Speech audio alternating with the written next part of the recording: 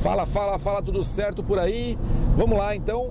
Hoje a dica é para planos mensais, ou seja, como que você pode fazer para poder ter planos mensais dentro da agência. Antes de mais nada, para quem chegou de paraquedas, o meu nome eu não revelo sempre nos meus episódios, nem o nome da minha agência. Eu tenho uma agência em uma cidade no Brasil e essa agência ela é dentro da minha cidade aqui com em torno de 300 mil habitantes. A gente está entre as 3 maiores agências da cidade. E o que eu conto nesse meu podcast são dicas, experiências que eu vivi, coisas que deram certas coisas que deram erradas. E um dos pontos que é o plano mensal, ou seja, toda agência para ela sobreviver, é interessante que ela precise aí ter um plano mensal com alguns clientes para poder ter a sua rentabilidade mensal garantida em termos de pagamentos de despesas fixas, né? Então, eu já tive isso em 2010, se eu não me engano, 2011, eu tinha em torno de 6, 7 funcionários na época e eu conseguia ter o total fixo mensal versus as minhas despesas fixas. Então, era um momento que tinha um lucro legal aí, porque você acabava tendo que...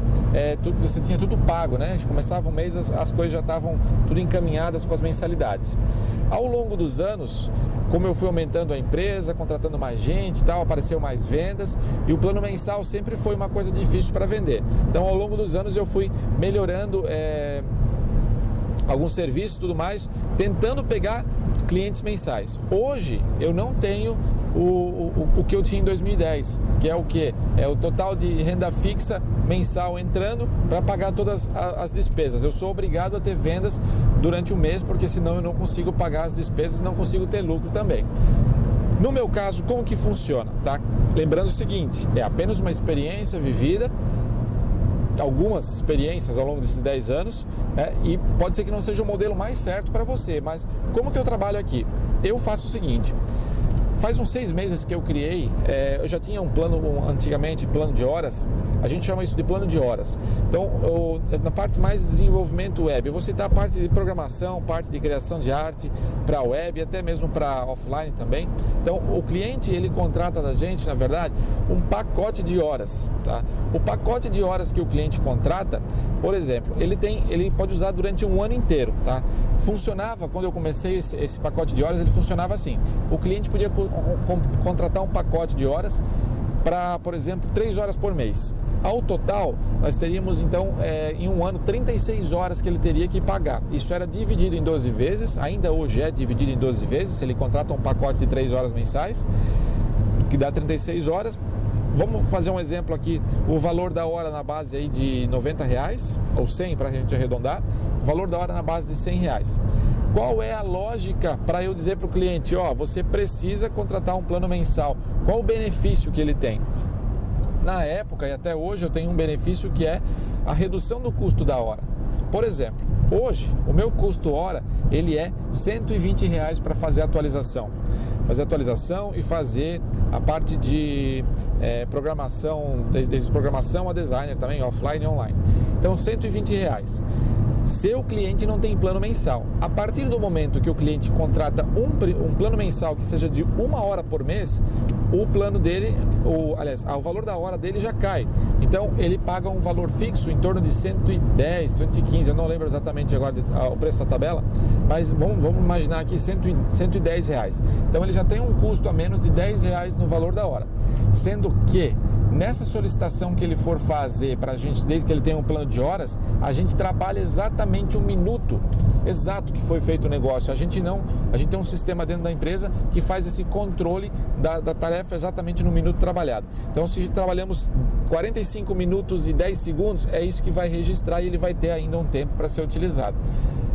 Esse é um detalhe importante. Quando o cliente não tem plano mensal, ou seja, é um cliente que apareceu depois de 5, 6 meses lá, depois que a gente fez o site, ele quer uma atualização, o valor que a gente cobra desse cara é R$120 a hora, sendo o mínimo de 60 minutos, sendo mínimo 50% cobrado, ou seja, 30 minutos no mínimo a gente vai cobrar para fazer qualquer coisa. Eu quero colocar um telefone novo lá no site, eu quero colocar um WhatsApp. Se for 10 minutos que a gente vai levar? A gente vai cobrar 30 minutos. Então, ali o cliente já começa a ter um problema, né? Porque ele, opa, mas vou ter que pagar 30 minutos. A gente não fala isso, a gente só fala que é meia hora o mínimo contratado, né? Então, 30 minutos ele vai ter que pagar. E também tem outra possibilidade. Se ele me pedir uma atualização que tenha muitas coisas para fazer, que leve lá em torno de 3, 4 horas, a gente vai passar uma estimativa. A estimativa, ela é passada, por exemplo, assim, eu quero fazer um banner e mais uma página, não sei o que e tal. A gente vai passar 8 horas.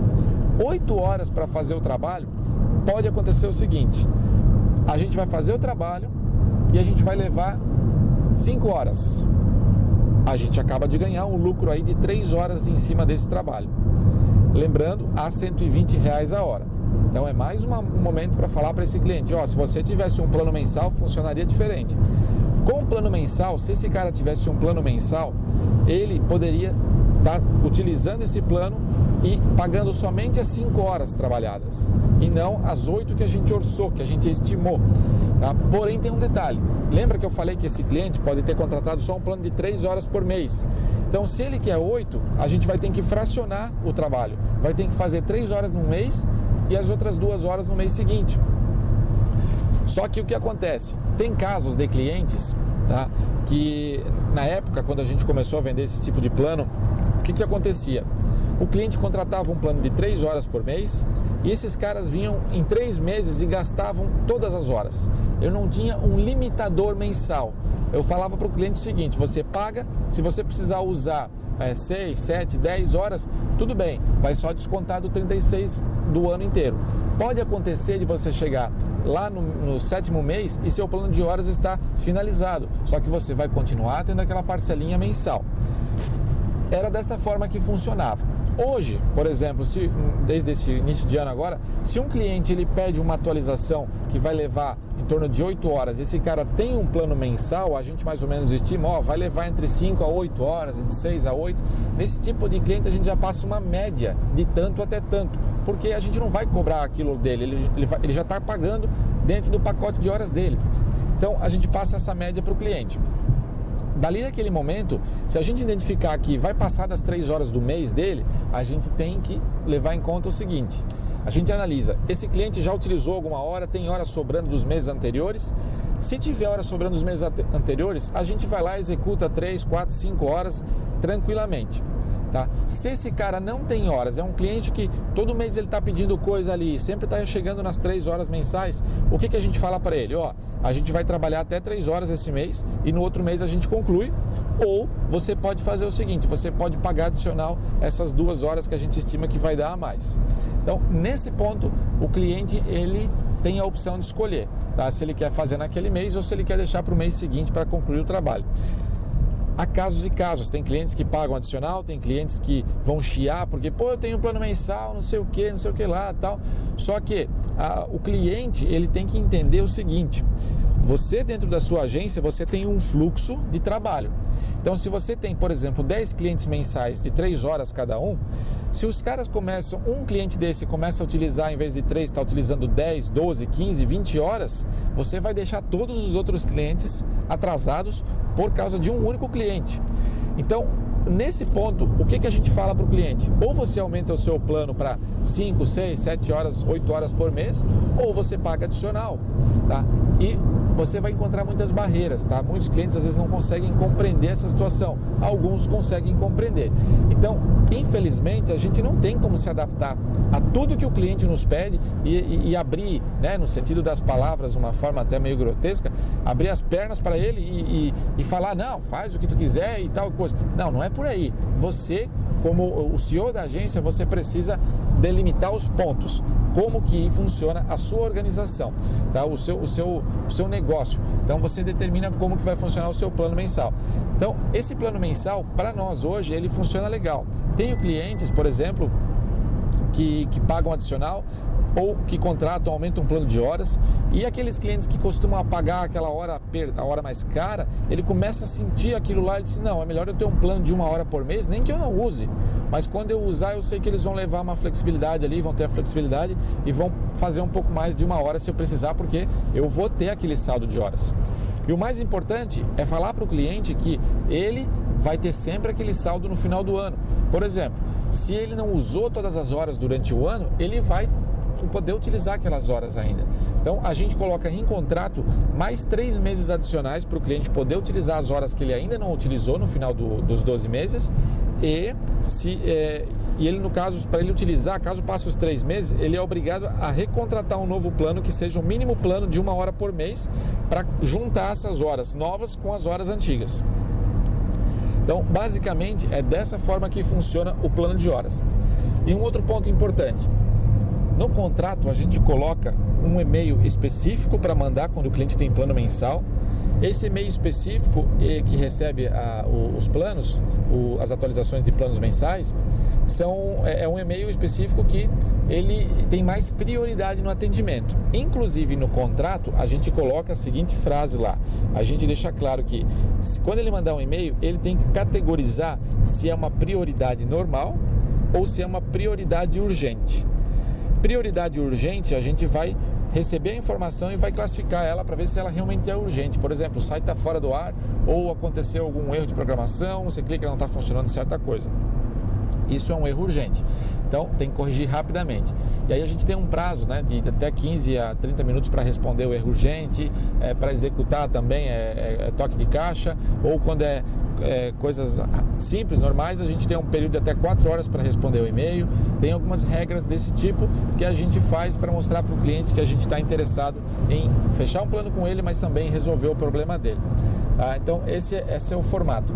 E um detalhe também importante, que eu acho que eu não comentei em nenhum outro áudio: no começo do ano até eu fiz uma mudança dentro da empresa, onde eu tenho um setor que é só para atualização, ou seja, só para atender planos mensais e para atender clientes esporádicos de atualização, e eu tenho outro setor que é só desenvolvimento de novos sites. Então são 2 setores de produção ali, de criação e de programação.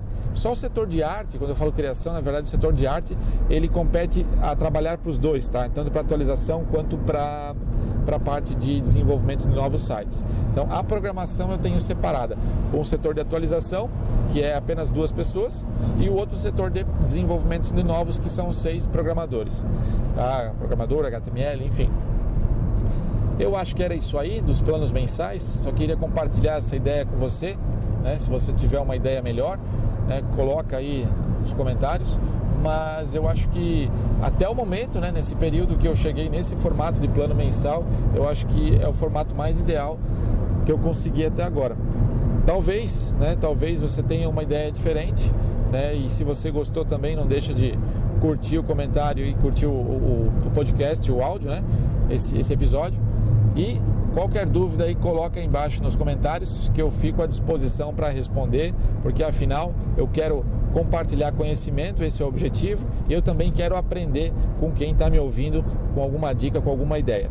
Um abraço e até o próximo episódio.